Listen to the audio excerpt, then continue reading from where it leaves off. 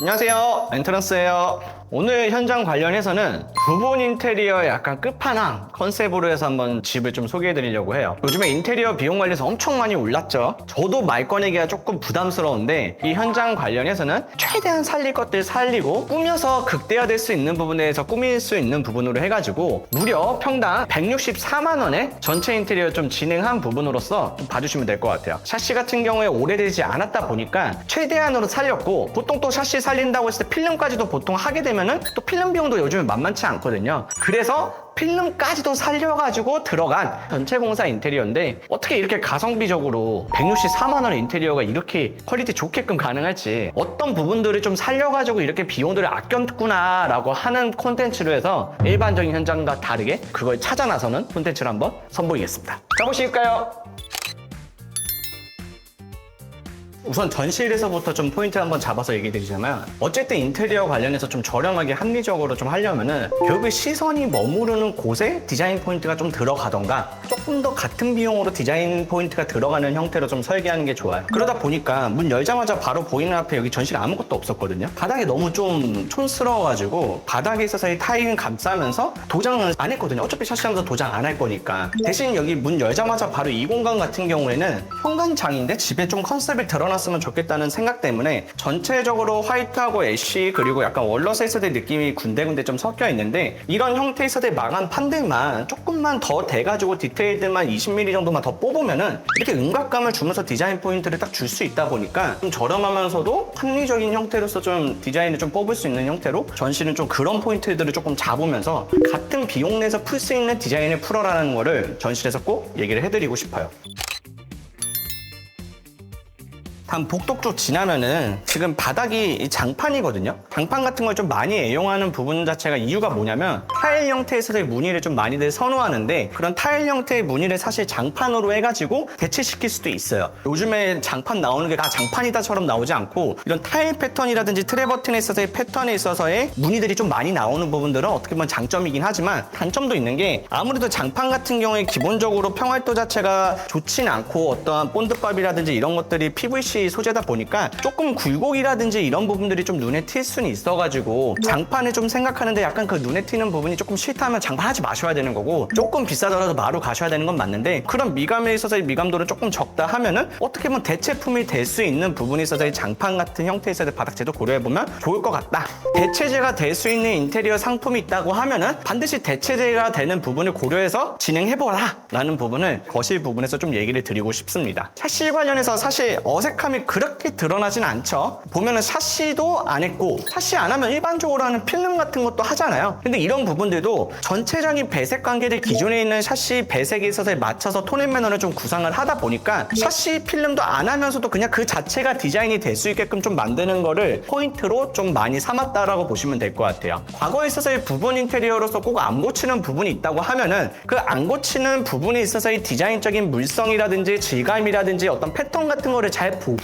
새롭게 인테리어 할 것들에 대한 패턴도 디자인 질감이라든지 물성 같은 것도 좀 판단해가지고 최대한 어색함이 없게끔 좀 진행하시는 게 좋은 부분은 세 번째 팁으로서 좀 말씀드리고 싶습니다. 도배는 완전히 좀 고급스럽게 하고 싶고 바닥은 좀 고급스럽게 하고 싶어. 물론 좋겠지만 부분 인테리어 할 때 그게 더 독이 되는 경우들이 많아요. 전체적으로 어우러지면서 평준화를 생각하면서 평준화된 디자인을 생각해야 되는 거지, 나 이쁠 거야, 내가 제일 이뻐, 약간 이런 형태로서 디자인하고서 들어가게 되면은 집 전체 공간이 어색해질 수 있는 부분도 미리 좀 말씀 좀 드리고 싶어요. 보통 인테리어 하면 여기에선 내가 포기하니까 여기 힘을 빡 줄 거야 라고 하는 부분인데, 그 빡 줄 거야 하는 부분에 있어서 강약 조절을 조금 잘해야 되는 거를 네 번째 포인트로 좀 얘기를 드리고요. 근데 그러다 보니까 애쉬라든지 이런 브라운, 오크에 있어서의 느낌을 그대로 살리면서 어색함이 없게끔 디아망에 있어서의 물결 패턴에 있어서의 느낌도 전체적으로 어우러지게끔 디아망 패턴으로 들어가면서 약간 연결선상으로 해서 장판까지도 같이 이어져가지고 몰딩들은 최대한 두드러지게끔 않게 있고, 아무래도 집 자체가 그렇게 큰 평형대는 아니다 보니까 전부 다 무몰딩으로 시선이 머무르는 부분에 있어서의 간섭이 없게끔 해서 최대한 확장감을 좀 살릴 수 있게끔 보시면 우물천장도 무몰딩하고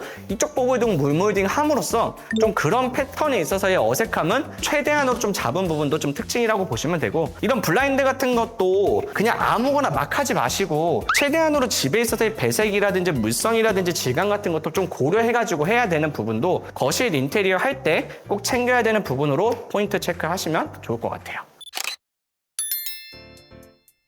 주방 라인업이 기본적으로 돼 있었던 게 여기가 주방 확장이 안 돼 있었던 상태에서 그냥 일자 부엌이었거든요. 사실 이 레이아웃으로 고민하시는 분들 진짜 많을 거예요. 그래서 가장 일반적으로 많이 하는 게 이렇게 가로로 놔둔 다음에 이런 식으로 뽑아서 대면형 같은 것도 많이 하겠지만, 여기 고객님 같은 경우는 조금 중요한 부분이 뭐냐면 냉장고가 뚱냉이였다. 부분 인테리어 할 때 또 중요한 5번째 포인트 같은 경우에는 레이아웃 고려할 때 최대한 동선이라든지 사용성이라든지 기존에 있는 제품들을 살릴 수 있는 부분의 레이아웃이 중요해요. 가구 디자이너라든지 주방 디자이너분들 이런 말들 가끔씩 하시는 게, 이거 키친핏으로 구매하시면 안 되냐, 그런 말 좀 삼갔으면 좋겠는 게, 고객님이 있는 제품이 있는데 디자이너에 맞춰가지고 내 거를 새롭게 구매한다는 게 사실 불쾌하게 들릴 수 있거든요. 그래서 키친핏 같은 거 있으면 무조건 구매하라고 얘기하지 마시고, 뚱냉이라고 하면은 그 뚱냉이에 맞춰가지고 최대한으로 효율적인 동선을 좀 꾸며드려야 되는 게 저는 디자이너로서 전문가로서 해야 될 역할이라고 판단하고 있고요. 이쪽에 뚱냉이 들어오게 되면 이게 간섭부가 있다 보니까 문 열고 닫는 데 있어서 여기가 닫히게 되면은 답답한 부분이 있어서 조금 더 효율적으로 활용할 수 있게끔 해서 이런 식으로 팬트리 공간 같은 것도 만들어가지고 공간 활용을 좀 최대한으로 좀 활용할 수 있게끔 해서 좀 설계를 한 부분이 여기 현장에 있어서의 좀 특징이라고 보시면 될 것 같아요. 기본적으로 여기서 하고 이쪽에다가 하고 냉장고 관련해가지고는 제품을 꺼내가지고 여기다가 올려놓고 여기도 수납, 여기도 수납, 전부 다 수납이죠. 6번째 포인트는 전부 다 비슷한 배색에 있어서의 색깔이 비슷하다고 하면은 채도 그리고 명도 그 다음에 질감으로서 있어서의 디자인 포인트로서 변화값을 잡으면 공간이 조금 더 풍성해질 수 있어요. 도어 자재들 보면 조금 특이하죠. 이런 패브릭 같은 형태에 있어서의 질감, 패브릭 질감을 조금 더 일부러 고의적으로 넣어봤거든요. 그러다 보니까 아무래도 이 대리석 질감하고 위에 또 상판은 콘크리트 질감인데 배색 자체는 맞추되 이런 패브릭 형태에 있어서의 질감을 구현함으로써 이 공간 자체가 어색하지 않고 조금 더 디자인적으로 풍성한 부분으로서 효과를 의도한 부분도 부분 인테리어 할 때 좀 참고하면 좋을 것 같아요. 그리고 기본적으로 로청장 같은 거 요즘에 많이 쓰시잖아요. 그래서 로청장 같은 거 쓸 때도 높이가 이제 한 150 정도는 뛰어나와야 돼요. 그러다 보니까 이제 걸레바지 높이도 이 도어 라인에 맞춰가지고 이쪽은 이제 로봇 청소기 도크라든지 이런 게 들어갈 수 있게끔, 그래서 요즘에 로봇 청소기를 좀 많이 쓰다 보니까 주방 설계할 때 반드시 로봇 청소기 부분도 고려해야 되는 거고, 보기 싫은 가전들 같은 거 많을 때 에어프라이어부터 시작해서 밥솥부터 전자레인지부터 해서 커피 머신도, 근데 그런 것들 다 보여지기 싫죠. 주방 설계를 한다고 하면 반드시 고려하면 좋을 것 같아요. 여기 죽은 공간조차도 저희가 너무 아까운 거예요. 사용할 수 있게끔 해가지고 이렇게 선반 같은 것도 좀 마련해 줌으로써 디테일한 부분에 있어서의 수납을 좀 최적화시키는 부분으로서 설계했다라는 부분도 꼭 체크하시면 좋습니다.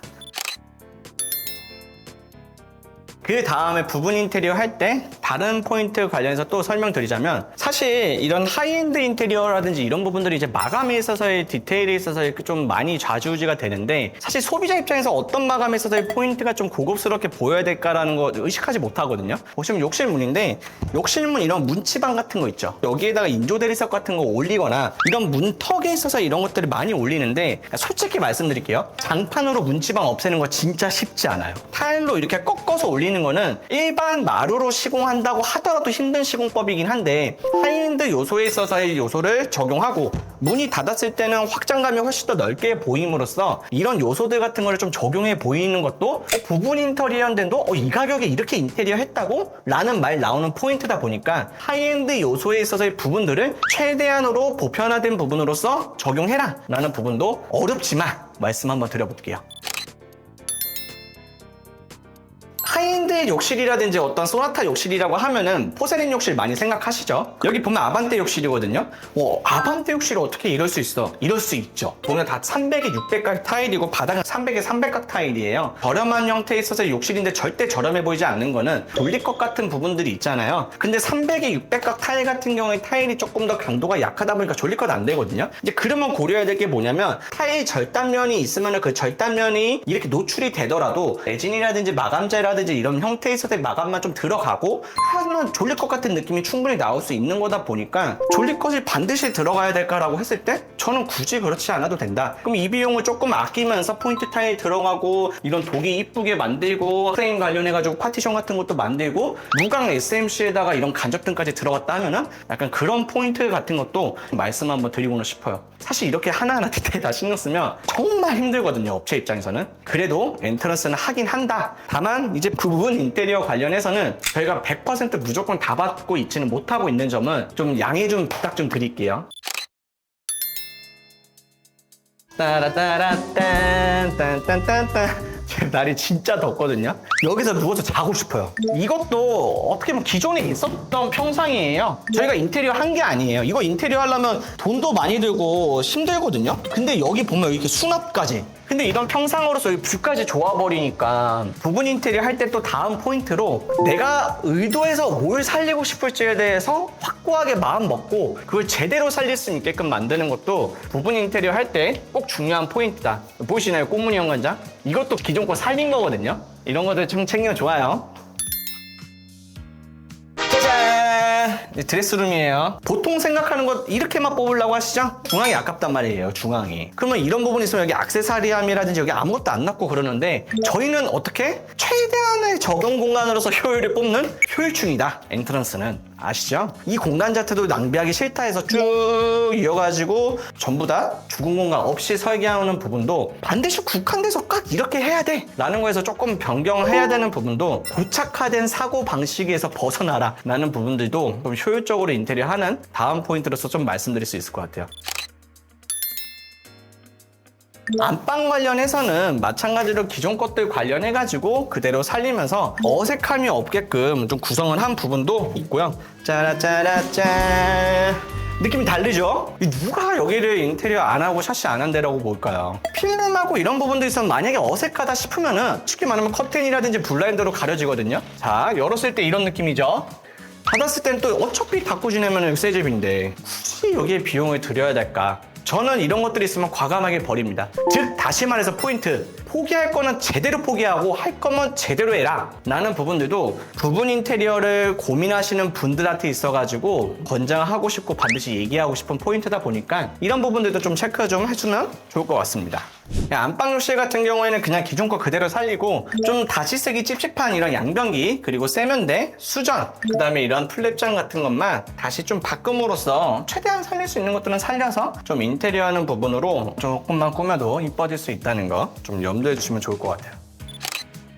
오늘 부분 인테리어 관련해가지고 조금 챙길 수 있는 포인트에 대해서 많이 알려드리긴 했는데 사실 오늘 콘텐츠 준비한 이유 자체가 저희가 정말로 부분 인테리어 때문에 어떻게 보면 엔트런스가 이 자리에 좀 온 건 맞는데 정말 요즘에 과부하로 인해가지고 그리고 운영간의 문제 때문에 부분 인테리어를 100% 다 적극적으로 좀 반영해드리진 못하다 보니까 이걸 콘텐츠화 시켜서 다른 업체들이라든지 혹은 소비자분들이 엔트런스에서 진행을 못하더라도 좀 부분 인테리어 관련해서 좀 효율적으로 할 수 있는 부분을 담아보면 어떨까라고 해가지고 오늘 콘텐츠는 좀 만들었다라고 보시면 될 것 같아요. 프로세스 한번 재정비해가지고 저희가 부분 인테리어 프로그램 혹은 부분 인테리어 상품 관련한 서비스 공급 관련한 안내 공지를 다시 한번 좀 해드릴 테니까 그 전까지는 좀 이런 부분이 있어가지고 내부적으로 적극적으로 부분 인테리어를 100% 다 수용하지 못하는 점들은 이해해 주시고 대신 오늘 영상 잘 살펴본 다음에 그 포인트들 토대로 인테리어 준비하시면 훨씬 더 좋은 모습으로 가성비 있게 인테리어 할 수 있지 않을까 싶습니다. 오늘들 고생하셨고 다음에 또 뵙겠습니다.